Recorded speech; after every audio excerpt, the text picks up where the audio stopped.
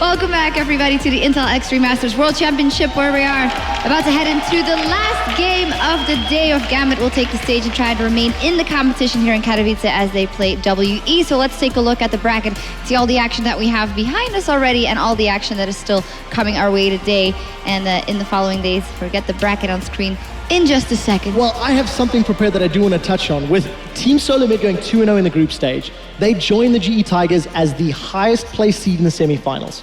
What we already know from seeing Group A earlier today is Team Solar Mid is going to face either SK Gaming, rematch from Worlds, or the Yowie Flash Wolves. We'll find out which of those teams tomorrow. What this game is going to determine is to remove one of the potentials who will face the GE Tigers. So we're about to watch World Elite versus Gambit. The winner gets the opportunity to play against CJ Enters tomorrow, and the winner gets the opportunity to lose to GE Tigers tomorrow. And CJ Enters. Maybe a little harsh, but for GE, they're going to be sitting taking notes, trying to figure out what can happen. And if you look at the theoretical forwards, I think Team Solar Mid versus GE Tigers will be the most exciting final because TSM looks so prepared for this tournament and for the Intel Extreme Masters World Championship. So that's just looking ahead, and I'm quite excited for it. All right, then looking on to this game, Gambit versus WE.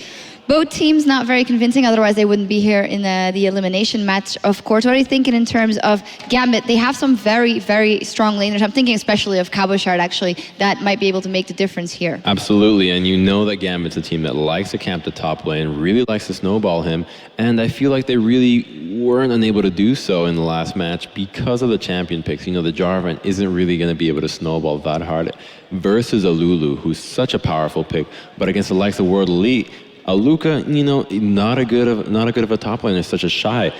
Force him into a bit of a squishier champion, put Cabochard in perhaps a more punishing top laner like an Aurelia, and then really take over the game from the top lane. We've seen multiple LPL teams do this. Just do this strategy, don't lane some, get the 1v1, and this should be pretty smooth sailing for Gambit.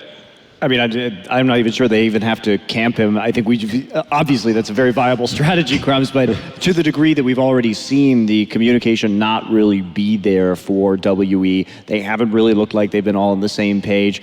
Some people going out, some people going in the middle of team fights, awkward teleports kind of across the board. So I think Gambit really has a good chance here, especially if they play a solid early game like they did earlier today. Yeah, I think if Gambit go back to their traditional EU-LCS style of play, it should be enough to overcome World Elite. This is another one of these matchups where, because WE are playing with these substitutes again, they are a fairly low-ranked LPL team against a pretty on-form Gambit at the moment, you know? But you've got to keep in mind, Gambit, again, they do have their weaknesses. They do sometimes go very oddball in picks and bans, so that could definitely hurt them if World Elite have prepared enough in terms of this matchup. Now, I'm going to go out on the limb and say that, you know, we felt like TSM felt really prepared against CJ, not so much, especially not even confident against World Elite, but that's because they had a lot of an X factor with these new players, very difficult to determine who they're going to be picking, what the style is going to be, especially having been announced so late.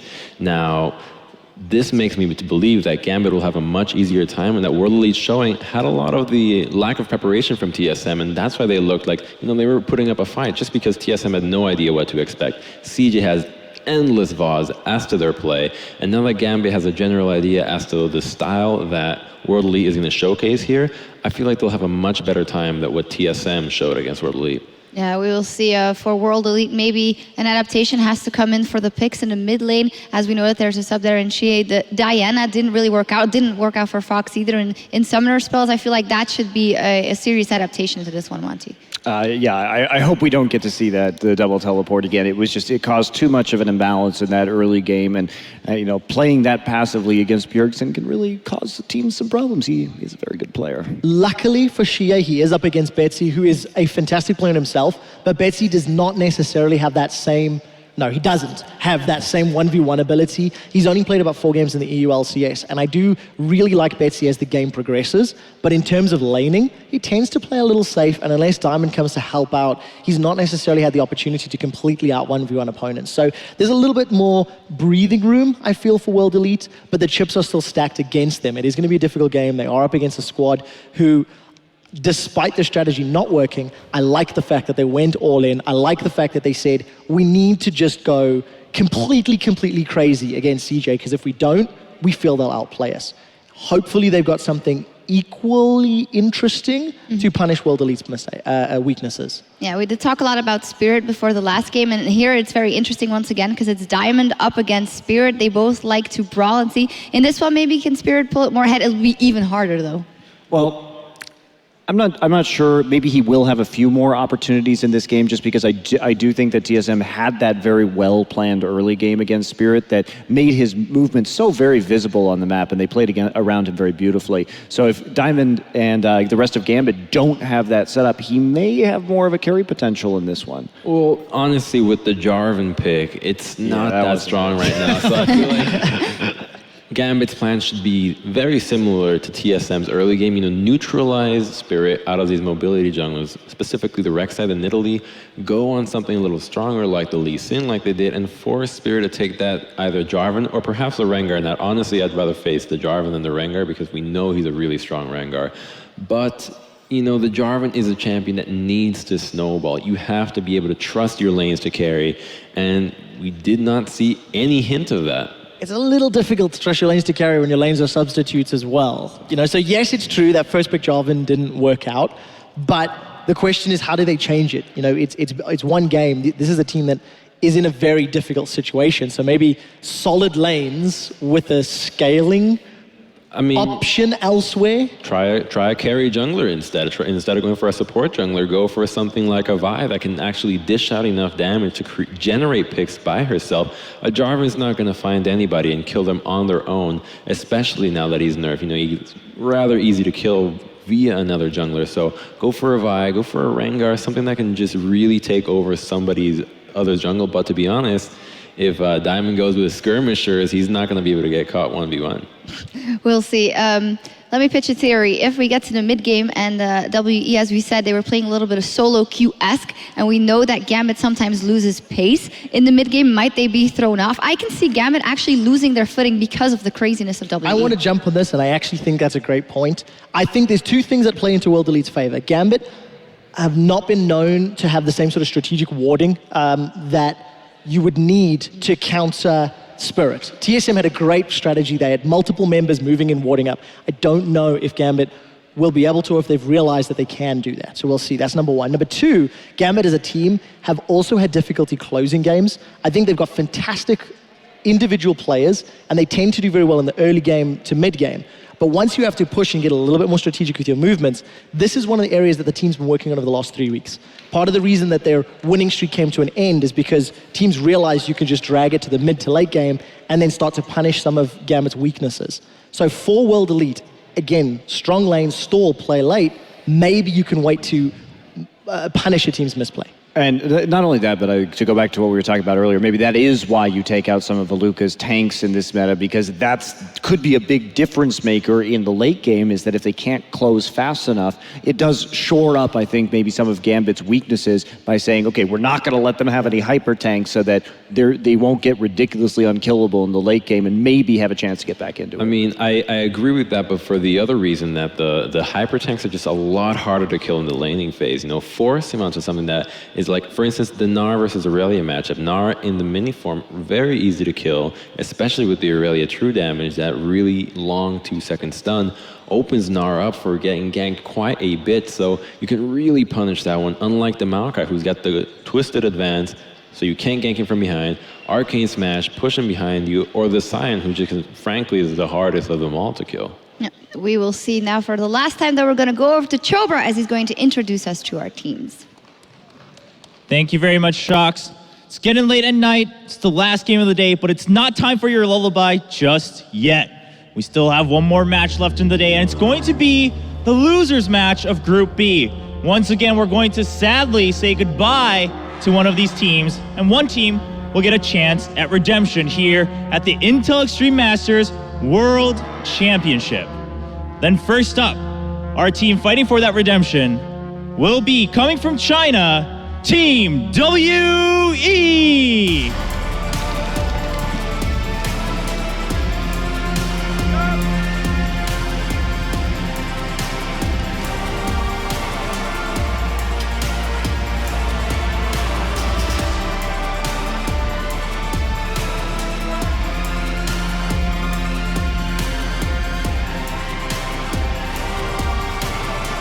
And their opponents, one of the Intel Extreme Masters favorites, will be none other than Gambit Gaming.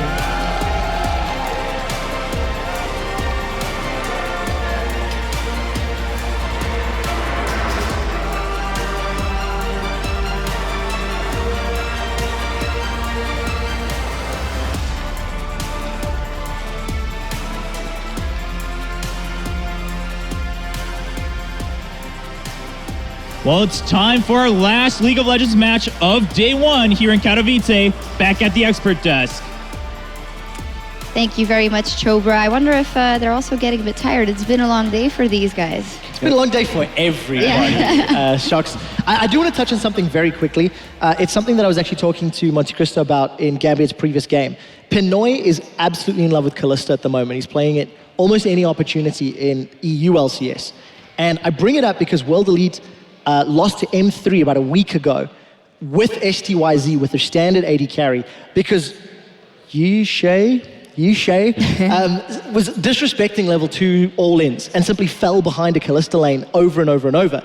Earlier today, Mystic and Yishay, they lost in the 2v2 again at level 4. And this is a duo lane that, as a team, has been weak even before the substitution. And Pinoy is a very aggressive guy. Edward is a very aggressive guy. Considering Eddie's slightly subpar performance earlier, they may be out to prove something. Yeah. WE lost to M3. That's only 2 numbers different from M5. M5 is now Gambit, and it was singed all along. As I said, it's been a long day. There's no way we can follow that. No, anyway, Gambit is red in this one, so WE is on the blue side, and we'll get the first pick, first bans. Anything worthy of completely banning out, I would say go for Kabashard maybe. Yeah, I mean, just like the Kalista, though, as Quickshot was mentioning in terms of the laning phase, that they were failing to respect the level 2 all-in, kind of do the same with the top lane champions in terms of banning the ones that you can really exploit and playing the ones that can take advantage of that. So, I mean, I'm still going to side with the fact that I think they should be banning the Maokai and the Scion and forcing a really punishing top lane like the Aurelia. And if I was World Elite, I'd want to ban that too. All right, we'll find out what they decide to ban out as we jump into picks and bans. World Elite are on the blue side for this matchup with Gambit Gaming in their home colors on the red side. Straight out the gate, Kennen is taken off the table by World Elite, and an instant reply of Ezreal followed by Zed. I think that's a great choice. I'm a big fan of Betsy Zed, and obviously earlier today, well, TSM went a bit crazy with that Zed pick as well.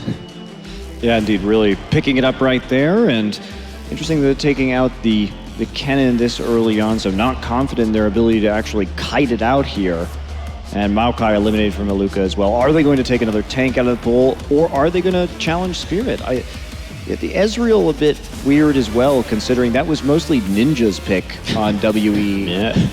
Well, Aluka says, Spirit, you're not getting job, and it actually fans it out from World Elite. Interesting, because Diamond plays Rek'Sai, plays Nidalee, showed he played Lee Sin earlier. I'm not sure I like that Jarvan ban. Yeah. Some really weird bans But coming maybe out of it's this one. targeting Kabashard. Let's be fair, targeting Kabashard, he played a top lane earlier. That's true. Let's remember that. But letting Spirit go with the Rek'Sai, you know, he's shown so much prowess in these really up-and-coming junglers with the Rek'Sai and the Nidalee that you're taking a big risk here. Now, it seems almost obvious that I think Diamond would want to take the Nidalee in response, seeing as both are still up. But the Nidalee against the Rek'Sai matchup is still not the best one in terms of a 2v2 in the top lane, which, you know, may be leading to think that perhaps they don't want to focus the top lane in terms of a 2v2 scenario and just want to leave Kabashard to go into 1v1 and punish Luka that way. And if they take that Morgana top, well, we know that can be an ambiguous pick and the Nidalee locked in right from the get-go. Yeah, for Gambit, though, it is traditionally for Kabashard in the top lane. Eddie has played Morgana in the past, but again, not really his style of champion. And Kabashard was one of the first in Europe to use it successfully. So a little bit of a flex in there. However, I do expect that to be for Kabashard. We'll have to see. We do have a Jax hover right now, but I think the Janna going to be the safer bet here. And will we see Gia go with that Diana one more time? Again, a little bit of a blind pick right there. It'd be pretty risky to lock that one in so early. It's very strange that we're seeing this really big emphasis on Diana from WE. I mean, World League must have been screaming SK, and they must have been first picking Diana every single time because, you know, especially this odd combination of going with the Diana and the Janna. Diana, a champion that wants to get into the backline, and Morgana, one that doesn't allow that. Without the Maokai for Aluka, you know, what engaged champion are they going to be using? You know, I don't think a Hecarim is going to be strong enough to facilitate the Diana to get into the backline successfully, specifically if he's against a top lane Morgana who's going to constantly shove in the Hecarim, and on top of that, the AP is going to really make that Black Shield nice and fat, and it's not going to allow the Diana Q or R to honestly break it just instantly. We'll have to find out how World Elite decide to round out their team composition. 2 picks still to come in for Gambit. They're running the clock down just a little bit. Betsy, known for playing as assassins. LeBlanc still up, Ari still up if he wants to go for the comfort route. Pinoy locking in Graves. He used Graves to take down Counter Logic Gaming December of last year at IEM Cologne. Crepo actually coined killing double lift with collateral damage, going Pinoy. So we'll see whether or not. That's it. You know, we have a lot of plays in League of Legends, whether it's the insect, but now it's killing specific players with specific abilities. Correct. It was very clear because Pinoy did actually, you know what, he stepped up. He surprised a lot of people and he had a phenomenal series of games. Unfortunately, wasn't able to replicate it as much throughout the year, but comfort pick locked in, and then Betsy going back to the Twisted Fate as well. As we suspected, the Hecarim, however, makes me think that they're actually going to go through with it just because it would really hurt the lineup of Gambit because they've chosen to go with the Twisted Fate. Now, TF being highly immobile and a champion that could find it difficult to gank the Hecarim, especially with the Morgana, because you find yourself now in a situation having triple AP threats if you commit to the Morgana in the top lane. And, you know, I don't want to see the Morgana be going top lane. Now, unfortunately, what's going to happen is playing against the Sivir Janna lane, you may find yourself struggling, seeing as how they struggled into the COG Nami lane before they came online at level 6. I wouldn't be surprised if the World Elite bottom lane would be able to push in the Gambit bottom lane. I'd much rather see a split push threat here. Keep in mind, Cabochard could pull a surprise pick and lock in a top lane champion, put that Morgana into support. 20 seconds left before they lock it in. World Elite have definitely got a run you down team composition together. A very heavy engage composition all around. So WE, I mean, if they can get that proper engage off, then they may be able to make something work right here. Of course, Gambit is a little more immobile in what they're running at the given time, and that's going to be a Thresh lock. And I gotta say, I much prefer the World Elite draft here, specifically just because the Nidalee, like, I feel like the Gambit lineup could really use a tank, and I feel like with the Morgana, you're not making the best of one of your biggest mismatches in this game. Cabochard is known to be a great top laner, and Aluka not so much. You're putting him on a Morgana who just doesn't have as much kill pressure as an Aurelia, as perhaps a Jax almost. And, you know, it's a little disheartening to see that they're not sticking to their strength. Yeah, and we do see the TP coming again in the mid lane, and that's going to be pushed in early. I mean, TF is able to clear those waves really fast in the early game. It may be quite a big issue. Yeah, risky draft coming in here for Gambit. We'll see if they can pull it off right after this.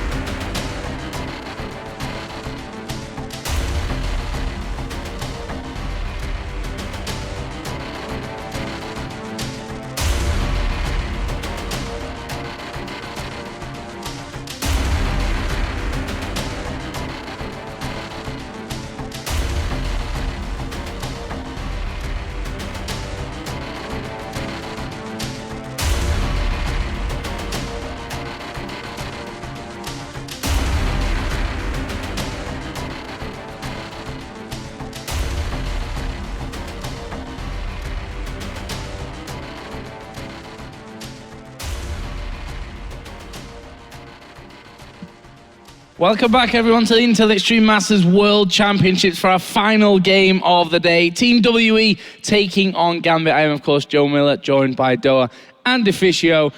What do we think to the lineups here in this one? We were just discussing that the WE team may be very much all in, except the Janna pick, which doesn't maybe fit to that. No, that's very true. Janna doesn't really fit with the comp. Annie Leona would have made sense. Annie, of course, was banned away in this case here. It's not like Janna is a bad pick, however, even in a very hard engaged composition, will add some protection at least from your backline. But it's a very standard Gambit composition, honestly. A lot of skirmish potential. You can make some aggressive plays on every single champion here. We know Eddie loves to play the Thresh. And also you have some AoE wombo in a team fight, which they like to use. Once they create one pick or get an advantage before Dragon, they just wombo together and destroy you. Turn up. Well, here we go, guys. Welcome for the last time tonight to Summoner's Rift. WE versus Gambit Gaming. Loser goes home. Winner moves on to day 2 here at the Intel Extreme Masters World Championships. And we've seen some interesting picks over the course of the day, haven't we? A couple TFs now, a couple Dianas, some little bit unorthodox stuff. Yeah, and teleport in the mid lane again for World Elite here. I like it more against the Twisted Fate because he doesn't have the same kill pressure as a Zed will have in the one-on-one lane, and now it allows you to follow Betsy around at least one of the times where he's ulting away, so it does make a bit more sense here still. When you run double teleport, you really need good communication and synergy as a team. And this is 2 new players, 2 Koreans, 3 Chinese guys. It's going to be tough pulling off proper teleports in this game. Yeah, very true. And they're going to be doing it twice as much, potentially. I think the toughest thing in this game for me is going to be pronouncing WE's mid and support players' names. Give it a go, Doa. Come on. Yeah. Okay, all right. I talked to our translator, Rachel, and she was trying to help me. So the mid laner is Xia, I believe, and the support player would be Yusa, maybe. I don't think she told you that. It was one of those completely. It was one of those things. No, it was one of those things where I was trying, and she kept being like, "No, that's not it." We went through it a bunch of times. Just call it Janna. Janna. It's a beautiful name anyway. WE Janna. And Eddie is too cool for school, so no trinket for him. Yeah. On this Thresh here, not really sure why he didn't notice, or his teammates didn't notice. On the positive side, no boots either. That's true. That is true. Yep. We did give that idea out earlier on about, you can buy your friends trinkets at the start of games just so that, if they happen to miss it. But that feature we thought might be for the supports, not that it'd help in this scenario. We've needed it. I mean, yeah, as a support, you're the one who should be watching for other people, but Edward, he's just going to start this game without a trinket, going to go home and try to be anointed the blue buff. Meanwhile, Xia taking a lot of damage. Xia?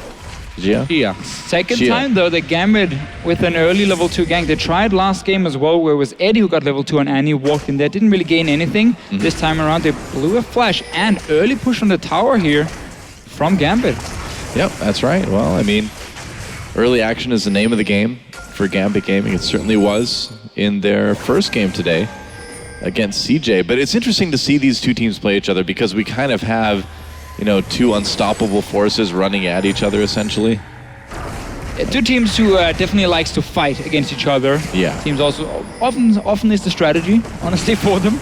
And we should have a fairly explosive game. I want to see how Betsy can use the Twisted Fate here, if he can set up some kills. I mean, there's some CC in the lanes. Morgana in the top lane, Thresh in the bottom lane. I would expect all the focus to be around Pinoy, though, because Morgana, she's just going to sit and farm on her own, then teleport in. And Pinoy is the guy who's going to make the big plays. He's the big carry you could use in the mid game to really create an advantage.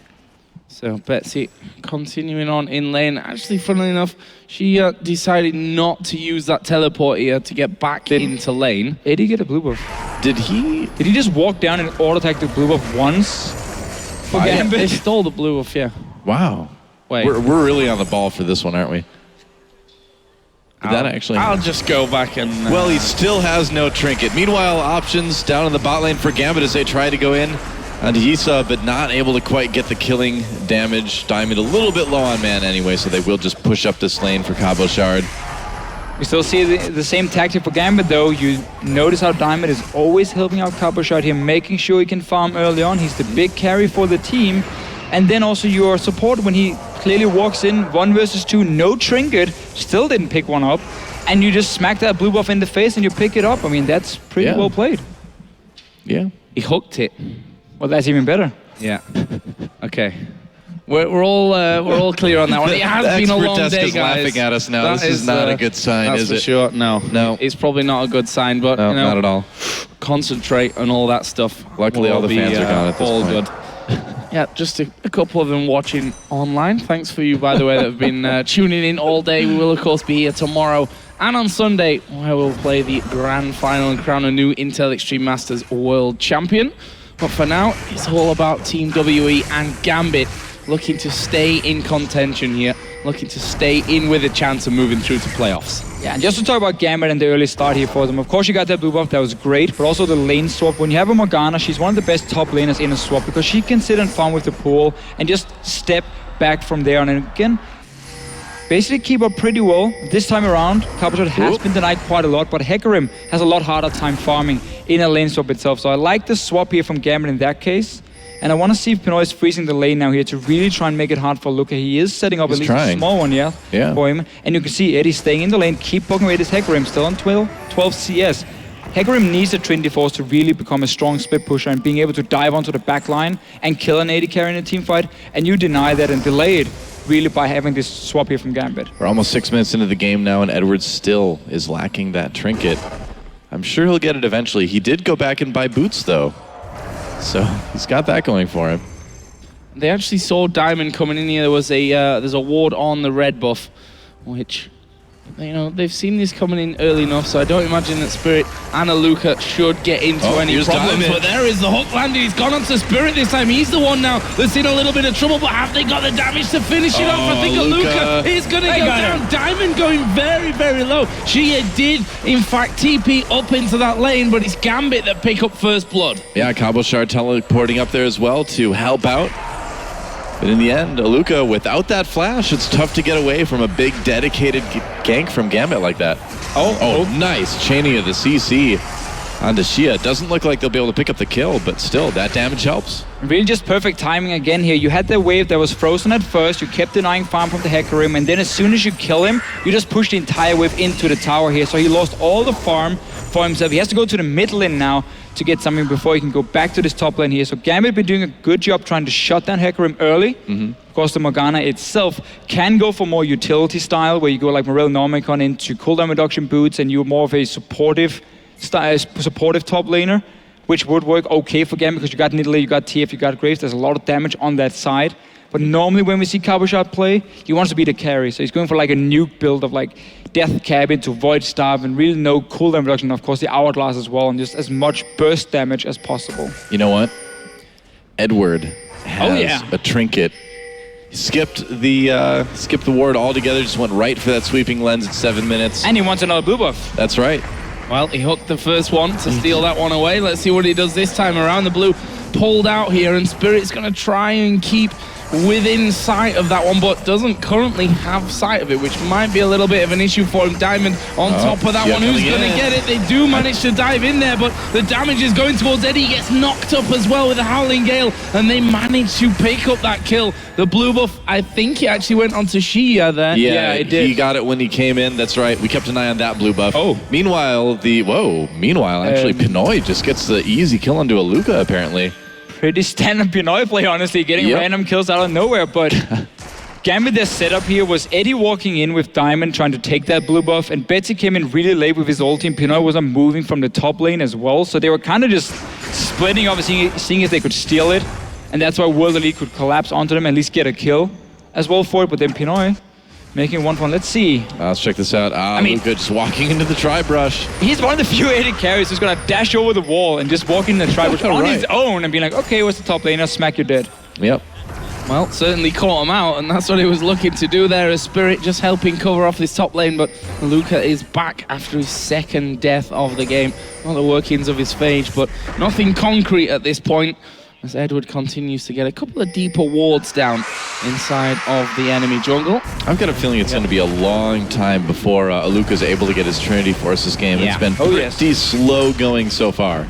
Yeah, that's, again, there's the whole tactic for Gambit with the lane swap here. Deny that Trinity Force early on, at least. And we see Cabochard on his side. He's going to go for more supportive style. He will get Morel Normicon for himself on Morgana. So, cooldown reduction. more black shields, more bindings. That's the setup for the rest of the carries now to make the plays. Yep, WE picking up their first dragon. First dragon of the game as well. And really utilizing that Rek'Sai ultimate nicely there, knowing that there's no pressure on that bottom side and you just ulti over there, and pretty much a freebie actually for Team WE. Actually leaves the gold at about 400-500 difference. Spirit gets his red, and Betsy continues to farm up a bit of a storm in that mid lane. There is the first turret of the game going down, though. It goes in favor of Team WE. Mystic doing a fantastic job in that 1v1 against Cabochard. Actually, most of the damage, I think, came in when Cabochard TP'd up to that top lane and just left Mystic completely free. Pinoy and Edward might be able to get a turret back here for Gambit, though. And it was the focus we talked about earlier, or before the game even started. It's going to be about Pinoy here on this Graves. When you get a BF sword, it's a fantastic early spike for you. You one of the strongest AD carries, and that's why Cabochard can teleport to that top lane as well. Make sure they got the kill before from that little gank we had, and that's also why they're happy enough sacrificing or trading, we can say, tower for tower, as long as Pinoy has had a good start to the game on this Graves. He denied a lot of CS and XP from Aluka right there as well, letting the turret kill every last minion in that wave before finally finishing it off. And so far, would it be wrong for me to say that Gambit's team fighting has been, it's been looking a little bit disjointed. It hasn't looked like everyone's kind of on the same page at this point. At least it was a bit of a misunderstanding around that blue buff, where two guys went in and two guys kind of stayed in the lane and joined a little bit too late. But 2-on-2 lanes now on the top side. Spirit is up here. He wants to be part of something. Maybe we could just push it in and reset the whole thing. As Pinoy is still looking good on Graves into the Sivir. You really don't want to take any trades against the Graves with BF and pickaxe this early on.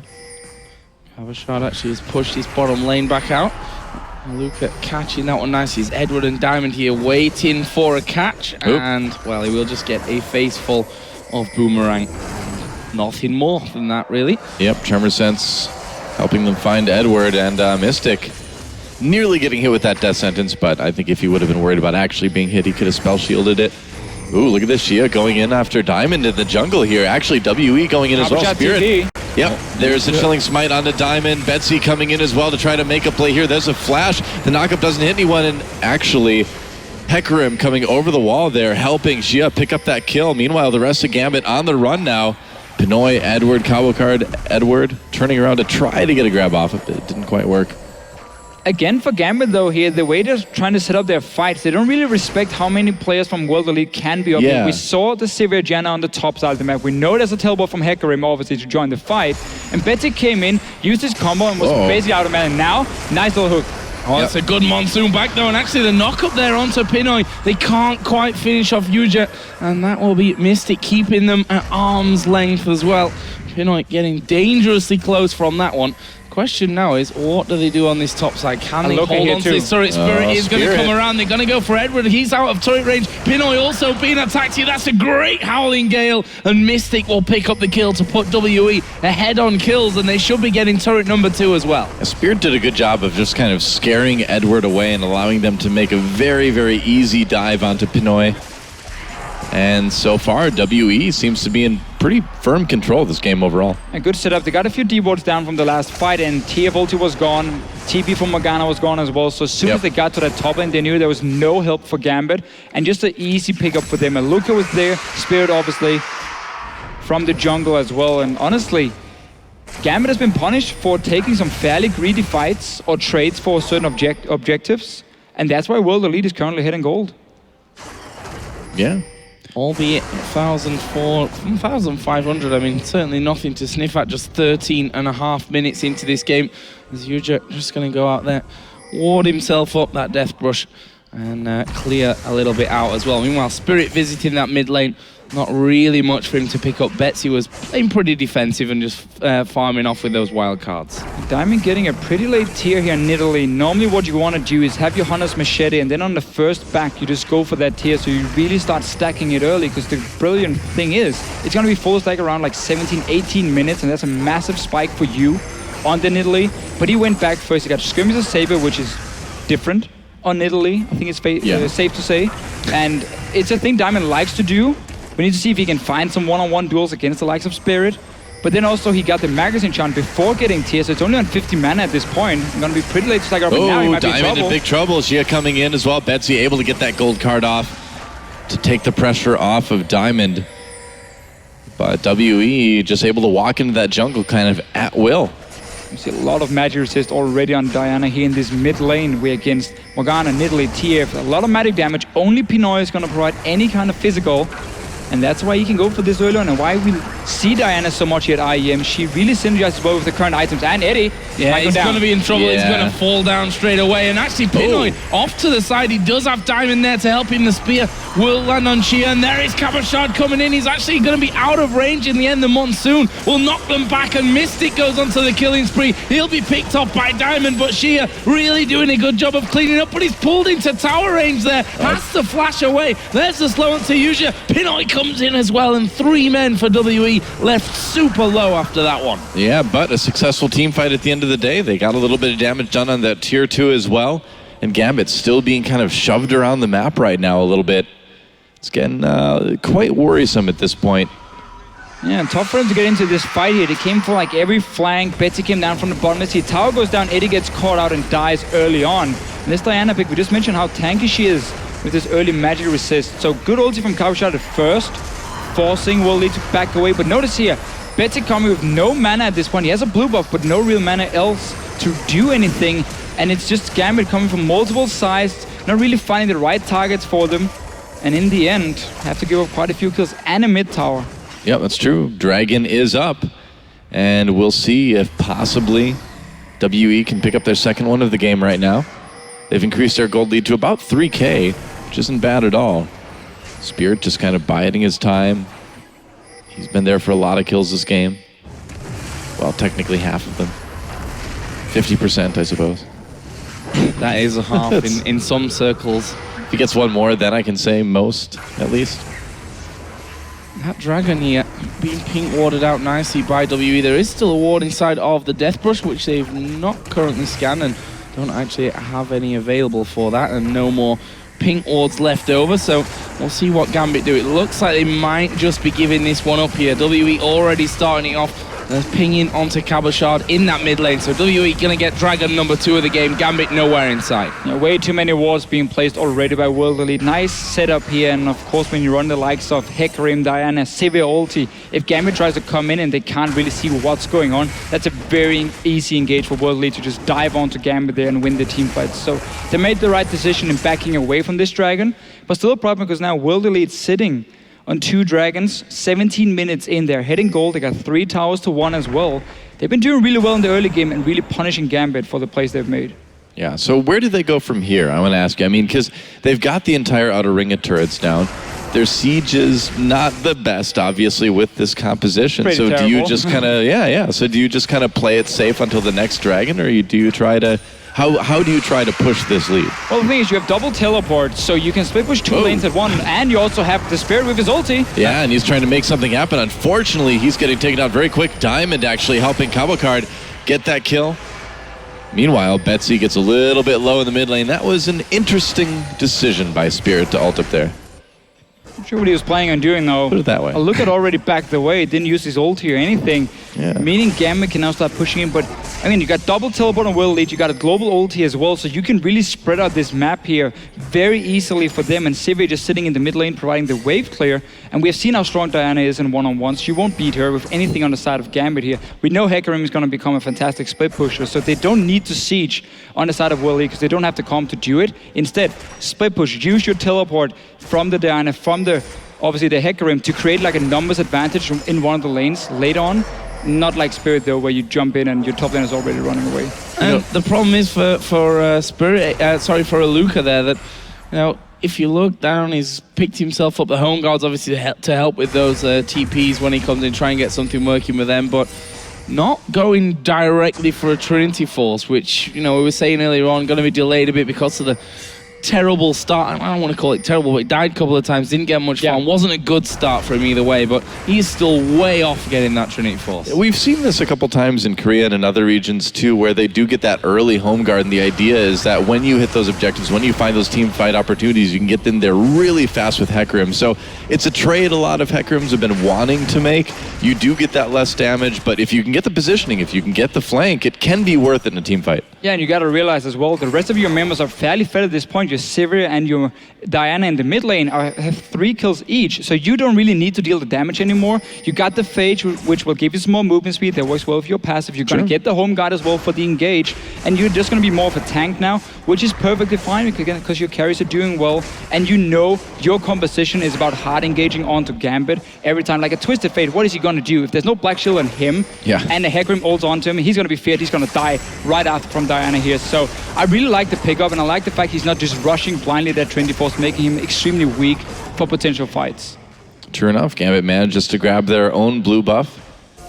Baron entering the map, but probably won't see any action for a while yet, of course. And WE, you know, we talked about what they can do to get ahead, and they've been just kind of doing that. They've been sort of maintaining their lanes, finding fights when they can.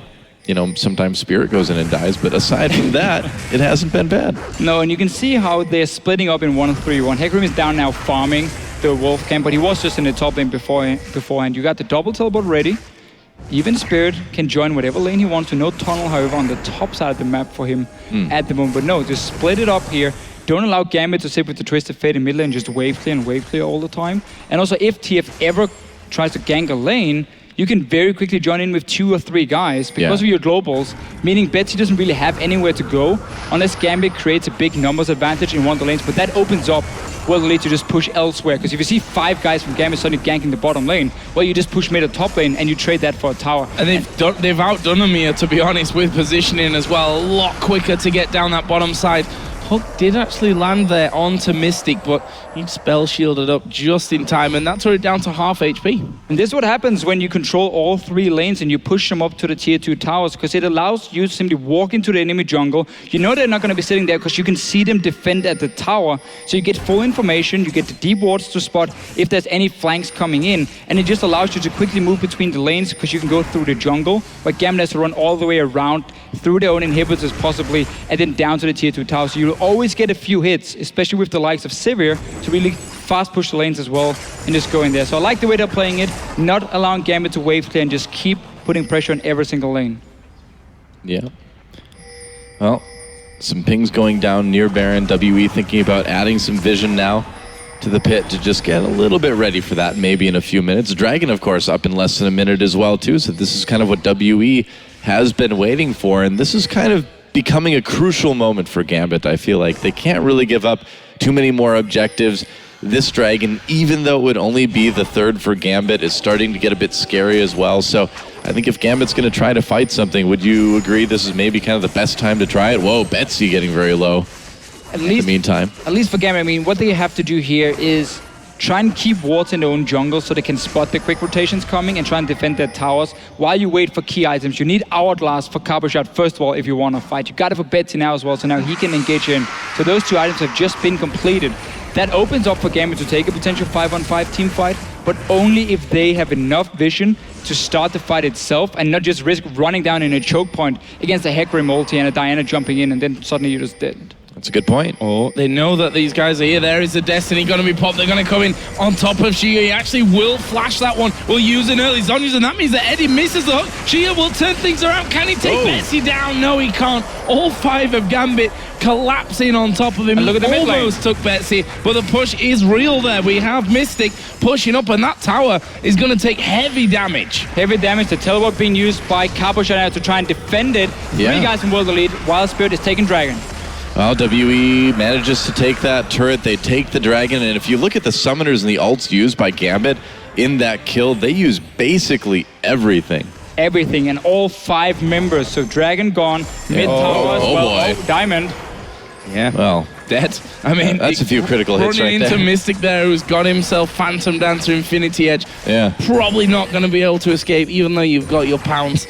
And that will be kill number 7 on the board. The 4th, actually, for Mystic. Funnily enough, it's the 2 new guys into the WE team for this tournament that are currently moving out ahead with the kills. 4-1-1 on Mystic, 3-1-1 on Shia, and now they're moving down towards what would be turret number 5 if they can finish it off, which they will do here. And Eddie needs to back away. I'm not sure why he's going to stay. Wow, well, Luca just using the ult there to make sure that they can pick up that kill on Edward. Gold card loaded up by Betsy, but they're not going to get close enough to really use it. And WE is starting to look a bit like a steamroller here, just slowly grinding the life out of Gambit Gaming. Just playing it so well, honestly.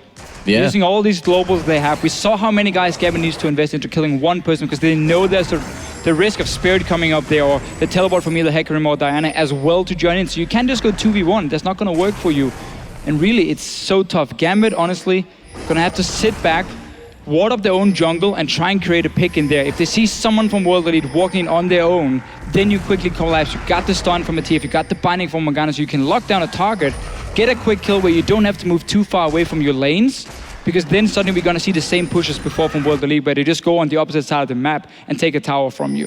Yeah, and we're at that position where there's not really that much left on the map. Pinoy might get caught out here. Xia is surely going to finish him off. The ulti came out of Pinoy, but nowhere near enough damage to finish off Xia, and that will be a kill number 4 for Xia, and I think they're just going to turn and go straight towards Baron. They are. Yeah, they are, I guess, with no AD carry. This still seems a bit risky, though. Betsy using that ult to spot people out. Cabo Card with the stun over the wall. Luca taking a lot of damage. He's going in. He got it! Oh! Diamond steals the Baron, but how many are Gambit gonna lose on the way out? The box dropped by Edward to try to stop the engage from WE. It's not gonna save Betsy. They got some kills off of it, but Baron kept away from WE. Oh, Edward exhausted. It looks like with that flame, maybe no, he's not gonna make it out. So Baron denied to WE, but they lost people on the way out. We'll see if WE is able to take any objectives off this. Basically the best Diamond could have done there. Yeah. Got the steal. Sadly for him, the rest of Gambit was staying nearby. I think Eddie was trying to throw him a lantern, see if he could like jump in, steal it, take the lantern out, but simply meant the World Elite with so much mobility when you have Sivir, Hecarim. I mean, you're gonna catch people left and right here if they get caught out. So. Oh, Pinoy getting knocked up here as well. This could be really bad for him. There's the ulti in, but actually getting away with that one. That was the fastest Hecarim retreat I've ever seen, actually. Yeah, the horse was not that amazing. Nope. This time around. Look at that horse. That horse is not amazing. All right, so let's see. Diamond goes in for the steal. It's a 50-50, I guess, for him with the black shield already. I want to see if Eddie was there with the lantern. Yeah, there you go. Lantern. That was the setup. Yeah. But then because Betsy and Coppershot is there as well, and we just talked about Sivir ulti, Hecarim, everything, you will not be able to run away from this comp, and that's why they end up dying, despite getting that Baron. Yep. So where does that leave us then? 46 to, let's call it 40,000 gold in favor of WE. 12-5 up in kills, 6-1 in turrets, so that's what's really costing Gambit a lot here. We'll see how moving forward they can do anything about this with a ridiculously fed Diana and Sivir. Certainly going to be hard. As we've seen, they can just charge at you from every angle. Yeah, well, 6-1 turrets right now, and I mean, if you look at the wards around the map, WE has done a very good job of just completely taking control. Like, Gambit can't go anywhere outside their base without WE knowing about it. No, it's going to be a little bit harder now for World Elite to push the last few towers because you no longer have that advantage of the enemy jungle where you can move faster between. But yeah, Gambit doesn't really have anywhere to go. They're going to be stuck in their own base. Dragon is going to come up again. You can just go for the 5th one and then you can go for a dive. We even see a Luca. Because he got so many kills, he even got that Trinity Force. But now, let's see what Gambit can do. Yeah, he throws a gold card immediately, popped out Zhonya's. Meanwhile, Xia coming in, doing a lot of damage to Diamond. Nice knock-up by Yisa. Xia's going to chase, and there's another kill on the Betsy. They're just so far ahead right now. Xia, can he get another one on a Diamond? He uses his Zhonya's Onslaught of Shadows over the wall just to get in there. Combo card in a little bit of trouble. Oh, he survived. Oh, Never Luca. mind. Mystic coming in. He is going deep, but that's a double kill. Worth, all caps, type it. 3 for nothing there in the end. Spirit ridiculously low, gets away. Went back home, didn't fully regen. Actually, I don't even know if he went back there, but came back in for this one. It looks like WE with 3 men down are going to look to take at least an inhibitor from this one. The turret is going to go down. There's a TP actually coming in as well. So we're going to have Xia in there, and we just saw how long he can survive. Diana got a lot of damage. He's pretty damn tanky as well at this point, and this should be 2 inhibs for WE. Yeah, looks that way. So who needs Baron anyway, right? WE just able to win a team fight down in bot lane, take 2 inhibitors off of that. And keep in mind, that started from Gambit. That was a play attempt made by Diamond and Betsy that just kind of went sour. They have to try something at this point in the game, but it's just a little bit too late. Again, as you said yourself, they had to try, honestly. You can't just sit back in your base. You're going to lose to it in terms of dragons anyway. Let's see if they want to get more here. Diana is still very, very tanky. We keep talking about how good she is in the current meta with these builds, Abyssal Scepter, Hourglass. Become a bit of a bruiser jumping in with a lot of damage with your passive as well. Gambit though, they want this dragon. And Luca is going to come with Home Guard TP behind him, however. Let's see if he can pull it off. He's going to ping. He's ping on the map. We can see it. Here comes the teleport. Get ready for that onslaught of shadows. And he's going to come right down through the middle. Jumps onto Betsy. First of all, there's a nice knock-up coming in from John and Mystic. Getting in position. He's a bit low. Diamond getting into the back line. Shuts down Mystic. So this fight may not go as well for WE as they wanted. Looks like they won't need their AD carry, though.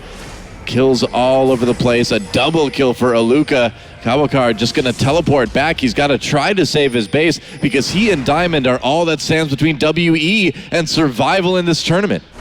Yeah, and I'm not sure that they can really hold on to this one, really. We'll see about it as Diamond is going to join into this one. I wonder if they've got the damage to finish this one off with not having Mystic there. They're certainly going to try. Actually, they're focusing on towards Diamond. He will flash away and gets back onto the fountain, but the first Nexus turret is going to go down. WE looking for victory right here. Thresher's going to come back up. Can Eddie be a hero for Gambit? I think it's too little too late for them. WE down to half HP. They'll manage to finish off the Nexus and win the game to keep their hopes alive here in the Intel Extreme Masters World Championship. WE moving on, Gambit Gaming out of the Intel Extreme Masters World Championships. WE just had control of that game from second one, it seemed like, and they just never let up. No, we saw Gambit try and make some plays early on, and every time they just seemed to lack one or two guys there. I'm not sure it was miscommunication for them, but World Elite punished them. The two new guys on the team obviously did really well. And look at Pinoy here. I mean, he had so high expectations for him and the team. Well, it's tough. I mean, I don't think a lot of people expected them to go out 0-2, but, you know, at the end of the day, that's what happened. That means that tomorrow, WE will be taking on CJ Entus for the second spot in Group B. And of course, that will set either of these teams up for a semi-final showdown against the GE Tigers. Doesn't matter who goes through from that. I think it's going to be an incredibly, incredibly tough game from what we've seen over the past months and, of course, here today. But either way, World Elite bouncing back. Honestly, I wasn't sure how they were going to perform here against Gambit, but pulling it out in the last minute. Yeah, that was a great performance. They really used the teleport so well. Spirit's ulti, okay, we didn't get to see it too often, but just their 1-3-1 split push they could do. There was no targets for Betsy on this Twisted Fate here. And we saw Luca. He started out having this Phage into somewhat tanky. Then suddenly he got like 3 towers in a row. He got a few kills. He went straight for that Trinity Force after. And suddenly he could also come in and get a double kill in the end. Well, good win for WE. We're going to head over to the expert desk to break down that victory. Thank you very much, guys. We are going to break it down. The first thing we're going to break down is Diamond's build with Crumbs. Take it away. All right, well, Skirmisher Saber, not a good idea, especially on Italy. You're a poke champion, you know, Skirmisher Saber, you should probably not even look at that item on pretty much any other champion ever. Really? It's not really a good build, Skirmishers, please. Let's theorize. Well, but see, the thing is... Actually, the only time that I thought it was good would be in the Cloud9 game where the Rek'Sai split pushing against a Zed, a melee champion, the Skirmishers would come in really handy, but unless you plan on taking on the Diana 1v1 for the entire game... Cougar form is melee, Crumbs. Yeah. Don't. Well, you can take the theory part of that one, but... On a more serious note, though, the Diana won with the same summoner spells, but I feel like Gambit, we said before that WE was playing like a solo Q team in the last game, and Gambit didn't know what to do mid. WE know exactly what to do with their lead in the mid game, and Gambit just fell completely apart and found their skirmishes where they shouldn't. Well, I mean, if you do have that teleport coming in on the Diana, it just depends on whether the team overextends so you can actually pick up those kills. And I think that's exactly what we saw, but it's I think against a really top-tier team, that's not really going to happen quite so much. And I think it was the really heavy skirmish style of this game that allowed it to be more successful. Yeah, and something that worked into favor of World Elite is the fact that they had 3 globals. 2 teleports in your solo lanes as well as Rek'Sai with that Void Rush. So there was a number of teleports that were questionable, but then there was more teleports that were good simply because of the fact World Elite had more tools at their advantage. If you can fling more weapons at fights and you have more fights, whoever can fling more weapons is going to come out ahead. And that's basically what happened. Gambit got bullied around the map. There was mistakes on both sides of the Rift, which you can't deny. But once World Elite got ahead, they did play aggressively, and that's a 30-minute win. It's relatively quick if you actually look at the big picture of the day. So I think credit to World Elite. I mean, I think if we were talking about who can fling more, then it really shows how Stone Age perhaps the game was. But I think one of the most disappointing things is the fact that they did put Cabashard on the Morgana top, and you saw that even though he had a good lead in the beginning, you're not able to punish a Luca. And Luca looked really lackluster in the Hecarim, not able to really find many good teleport plays, not really do all that much. Like, to be honest, he was kind of showing up and just saying, like, I'm part of it. Like, yeah, I'm in the winning picture. And an Aurelia pick, to be honest, an Aurelia pick I would have really liked that just forced the split push, and Aurelia would have been able to deal with Diana very well. The thing about the top Morgana, too, is when you have all that AP, but you're going up against a very mobile WE composition with a Sivir. So you're not going to land damage, per se, unless you can catch them with the Sivir ult down. And it's such an ineffective pick in teamfights right here. Basically, you're hoping that you can set up a pick with a Dark Binding, or that you have some insane Black Shield, but the ult unlikely to really be that successful. And of course, neither is the W, the Tormented Soil. Yeah, I'm a bit disappointed in Gambit, I have to be honest, but good on WE for getting their advantage and pulling it through. Let's take a look at the playoff picture here in Group B as we have finalized all our matches for today, at least, to see what's coming up. So, Team Solomid 2-0 in the groups. They're obviously going to that semi-final in the higher seed position. And with the fact that Gambit have now lost 2 games in a row, it does mean that they are out. So the 2 remaining teams from this group is CJ Entus and Team World Elite. They will play tomorrow, and the winner will then face off against GE Tigers in a semi-final. It's a very difficult bracket if they want to try and make their way towards the World Championship final. Yep, and to wrap things up, let's also take a look at the bracket for Group A, the games that were played here earlier today and how everything looks like there. Yeah, so this side of the coin, GE Tigers 2-0. Team that got knocked out earlier was, of course, Cloud9 going 0-2. So one respective LCS team is out. SK Gaming will have a chance to take on Yowie Flash Wolves tomorrow in another rematch. It was fairly convincing, fairly one-sided earlier today. And of course, the winner of SK Yowie Flash Wolves will play TSM. And that is also a scary semi-final opponent. TSM look very prepared, and they look very on the ball at this tournament. Yeah, they absolutely do. And I think they just have a more strategic depth than coming in than we've seen from Yowie or SK. I think SK is really going to depend on how they can adapt to the bans that GE levied at them in that game. That could be a roadmap for success for other teams. But I mean, if I have to look at it early on in this one, to me, it's looking more and more like a GE TSM final. Yeah, I completely agree. It's what we talked about earlier today. In terms of who is performing today, based on the best of 1 double elims, it does appear to be TSM and GE, but it is a very unforgiving format. There's no room for error. Yeah, it's a volatile format to be sure, so having your predictions based off of these best of 1s can be a bit difficult. So we'll see how the teams can do tomorrow, and then I'm excited to get into the bracket stage and start seeing some best of series where we see some more in-depth adaptations. Strategic diversity. Strategic diversity, one of the buzzwords. Don't forget the trinkets. Don't forget the trinkets. We'll see how everything progresses here tomorrow. If you missed any of the games, there are a lot of recaps up over on thescoreesports.com, so you can go and check that out. I want to thank you guys for joining me here on the desk, and for now, we're going to send it over to Chobra, who's standing by with WE support. As we wrap up day 1, we still have that winner's interview here for the last match of the day, the losers match of Group B. We did have Team WE taking that victory, and now we'll have a chance to talk to Yutza, the support player for WE. First up, you guys had a really tough loss in Game 1 against TSM, and in a tournament setting like this, bunch of best of 1s, you got to fight to get out of the group. How did you recover to prepare for the losers match? 你第一场比赛跟 TSM 输了，可能有点可惜，可不可以给我们分析一下你们是怎么样才恢复状态？第一场我们都太紧张了，然后就是我们在失败以后，我们队员互相鼓励，然后争取第2场的胜利。